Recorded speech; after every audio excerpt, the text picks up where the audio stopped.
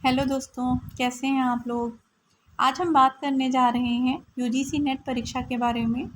UGC net परीक्षा साल में 2 बार जून और दिसंबर में आयोजित की जाती है। तो जून 2024 में आयोजित होने वाली नेट परीक्षा के लिए नोटिफिकेशन अप्रैल के पहले सप्ताह में आ जाएगा और अप्रैल महीने में ही आवेदन प्रारंभ हो जाएंगे।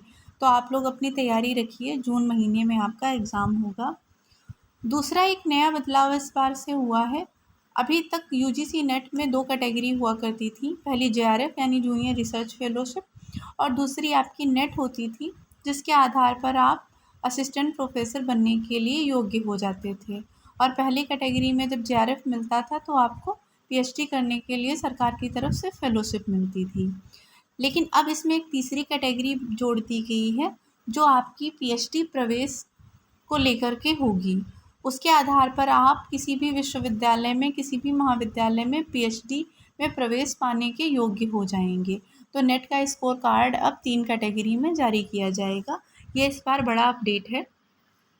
नेट जेआरएफ में आवेदन करने के लिए आवेदक की उम्र 30 साल से अधिक नहीं होनी चाहिए। जेआरएफ के लिए आपकी उम्र 30 साल से ज़्यादा नहीं होनी चाहिए।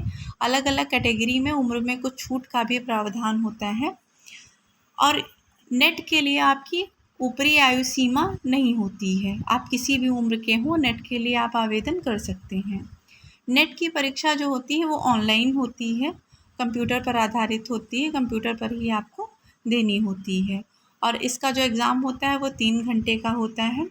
नेट में 2 पेपर होते हैं। पहला पेपर कॉमन होता है, जो शिक्षण और शोध अभियोग्यता का होता है, और दूसरा पेपर आपके सब्जेक्ट का होता है।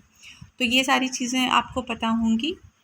और जून 2024 नोटिफिकेशन आउट होने के बाद आप इसके लिए आवेदन करेंगे। तो ये रजिस्ट्रेशन के बारे में कुछ सूचना दी हुई है, इसको भी देख लीजिए कि आपको ugcnet.nta.nic.in पर जा कर के ये अप्लाई करने के लिए आपकी साइट है, इस पर जा कर के आपको अप्लाई करना होता है।